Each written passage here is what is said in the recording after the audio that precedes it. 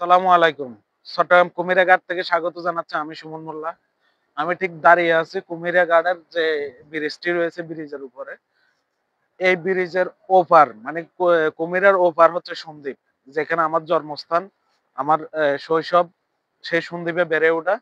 এখান থেকে যে স্পিড বোট এবং ট্রলার গুলা যায় এগুলা সন্দ্বীপের গুপ্তচরা ঘাট করে ভিড়ে, ঠিক গুপ্তচরা ঘাট ঘরের পাশে আমাদের বসতি ছিল, দাদার বাড়ি ছিল। আমরা বহু বছর আগে এই সন্দ্বীপ থেকে নোয়াখালীতে পাড়ি জমিয়েছি। এখন মূল কথা হচ্ছে আমি যে সন্দ্বীপের ফেরিঘাটের উপরে দাঁড়িয়ে রয়েছে, আমার পিছনে যদি দেখাই এটি হচ্ছে সন্দ্বীপের টিকিট কাউন্টার, বাংলাদেশ অভ্যন্তরীণ নৌ পরিবহন কর্তৃপক্ষ। বন্ধুগণ, আমরা প্রথমে চট্টগ্রাম শহর থেকে কয়েকজন ভাই বাদাম মিলে মোটরসাইকেল নিয়ে চলে আসলাম কুমিরাঘাটে। কুমিরাঘাট আসতে হলে আপনাকে চট্টগ্রাম শহরে হাইওয়ে হয়ে সীতাকুণ্ড রোডে আসতে হবে।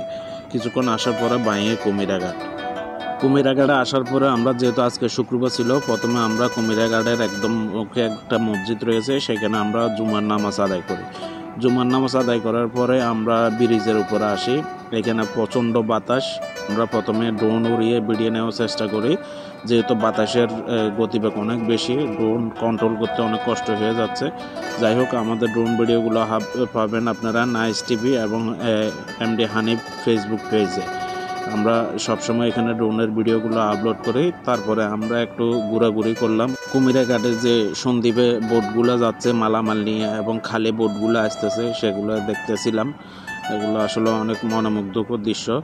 আমরা অনেকক্ষণ এখানে ছিলাম, থাকার পরে আমরা এখন ড্রোনের আবারও ভিডিও করি।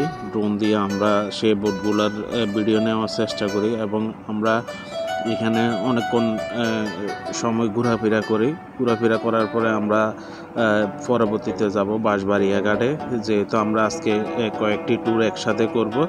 তো বলে রাখা ভালো, সন্দ্বীপ হচ্ছে একটি উপদ্বীপ। এখানে চতুর্পাশে নদী রয়েছেন।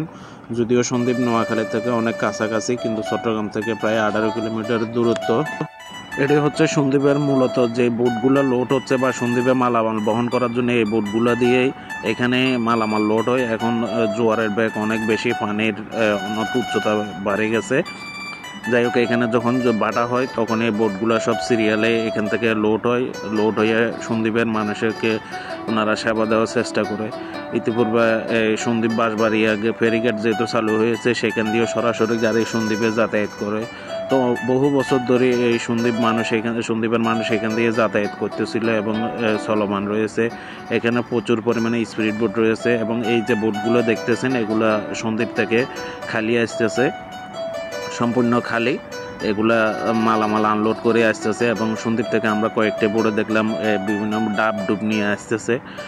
প্রতি মুহূর্তে এই বোটগুলা দিয়ে সন্দ্বীপের মানুষকে সেবা দেওয়া হয় এবং ইতিপূর্বে অনেকজন এই ঘাটের দায়িত্বে ছিল। এখন জানি না কারা রয়েছেন, তবে উপদেষ্টারা রয়েছেন। সেখানের মধ্যে একজন রয়েছেন সন্দ্বীপের, ওনার কল্যাণে বর্তমানে বাঁশবাড়িয়া ফেরিঘাটে ফেরি চলাচল হয়েছে। যাই হোক, ওভারঅল সন্দ্বীপ কিন্তু একটি মনোমুগ্ধকর পরিবেশ রয়েছে সন্দ্বীপের অধিকাংশ মানুষ রয়েছেন প্রবাসে। ইনশাল্লাহ আমরা আবার যাব সন্দ্বীপে আমরা বেড়াবো, ঘুরবো ফিরবো, আপনাদেরকেও দেখানোর চেষ্টা করব। আপনারা আমাদের সাথে থাকবেন।